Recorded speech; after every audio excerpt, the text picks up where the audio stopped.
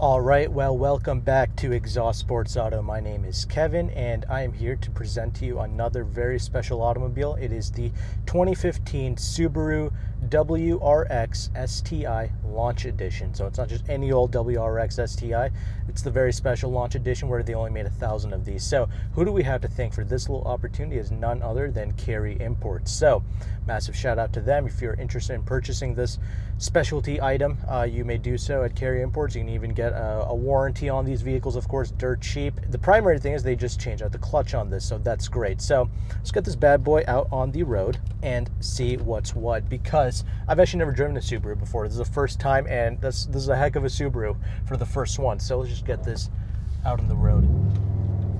And no, this thing is not stock. This thing has like what is it, like a little muffler delete or whatever on the back. So that's about to see how that's going to translate, because I have heard that the 2.5 liter boxer that this vehicle is, it's not like the most charismatic engine in the world or anything like that, but that's okay. I think we're about to fix that here. It doesn't really rev, it revs at about like 6,700 RPM, something like that, so that's pretty good. Now this 2.5 liter boxer engine, what does this thing produce? It's about 305 horsepower and about 290 pounds-feet of torque. This thing is not supposed to be the fastest car in the world. That's not what this is supposed to be. Does, like, when you really dump the clutch and do all kinds of crazy nonsense, you can do like 4.8 seconds to 60. We're not going to be doing that here.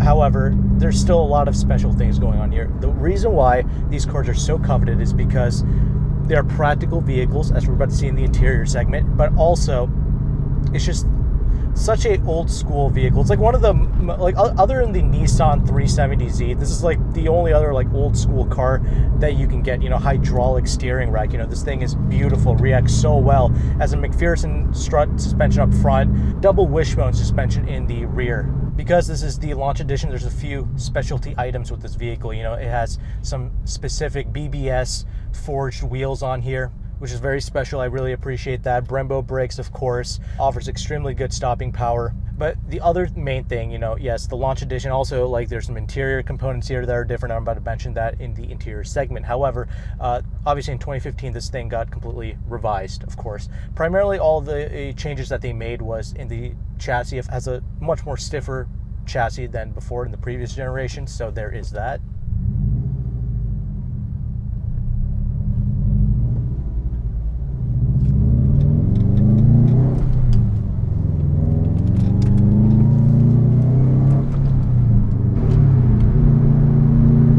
It's so much fun to go through the gears of this vehicle. It is just such a pleasure to do that, because it's just like that old school car, right? It's got a very satisfactory short throw shifter, of course, which is very nice. You know, for a 2015 car, you know, there's nothing digital about this. There's not even an infotainment screen here. It's just like the most old school car that you can possibly get.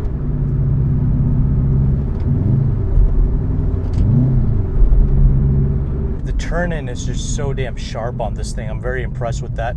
But yeah, braking performance is great. There's nothing like weird about it. It's not gonna, you know what I'm saying, it's not like an unnatural driving experience. It's the most natural driving experience that, you know, you can possibly get.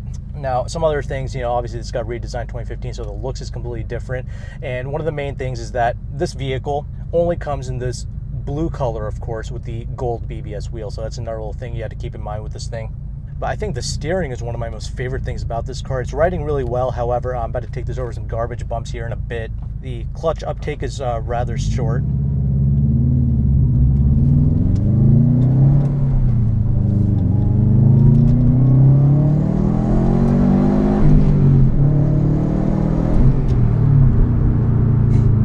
That's fun.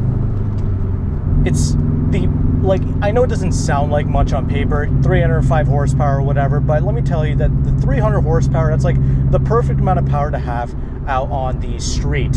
You can really ring this thing out up to the entirety of its RPM, not feel like you're gonna break every single speed limit on the planet. It's effortless enough. You know, you can wind this thing up. It's turbocharged, so it has like that little characteristic going on to it.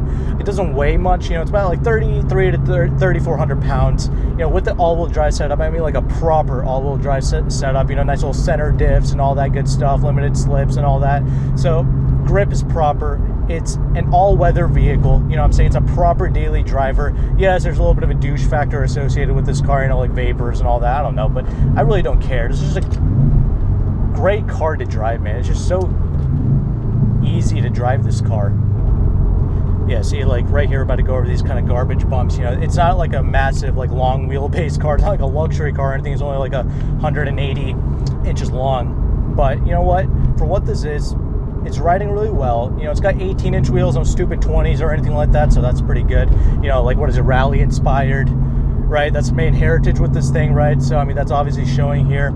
I'm sure the camera is vibrating a little bit, but like sitting here in the driver's seat, it's doing really well. And because this is like a double wishbone, proper suspension in the rear, I'm assuming that this is going to ride pretty good in the back as well.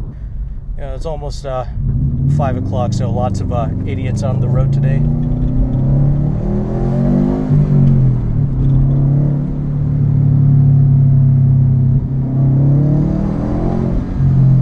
You know, you can floor it, you can kind of have your fun with it, so that's good. That's what I'm saying. 305 horsepower is just more than enough for what you're going to need to do on the street, and that's why I appreciate this car. I've always wanted to try this car out because not only is this thing pretty damn reliable, and you can mod it, you can have your fun with it, but the resale value on these things, not just because it's a launch edition, which that's going to help, but like, you know, the Subaru WRXs in general hold their value like crazy. It's like, other than a pickup truck, this is like the only other car to hold value like this. Why is that? The core fundamentals of this car. It's old school, you know, nothing else really drives like this. There's no digital crap here. Nice easy heel toe, downshifts and all that.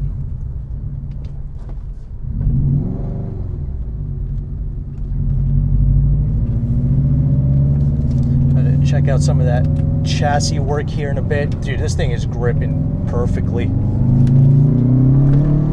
That was amazing. Dude, that was tremendous chassis work right there, dude. This thing is gripping the road so damn well. Wow, that was very, very impressive for sure. Literally no roll with this thing. The grip was phenomenal, sensational, of course.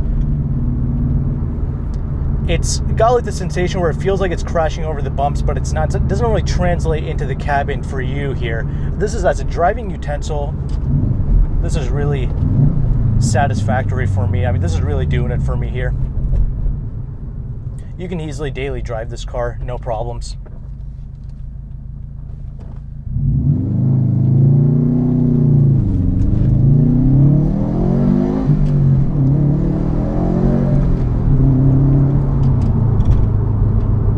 I will say, even when you're doing like 50 miles an hour, you have this thing in like 6th gear, it's still churning in about like 2,000 RPM, so it's not the most efficient little 4-cylinder turbo, but it is what it is. It's still very like powerful for what you would want on a street drive. You know, like I say this with cars like the Lexus IS350, that's also like a vehicle that produces about as much power as this, and I don't have any real issues driving that. It's just like 300.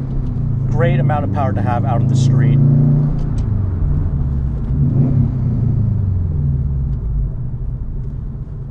Yeah, the heel toes are amazing in this. This is like great. I wear like a size 11 and it's not really an issue.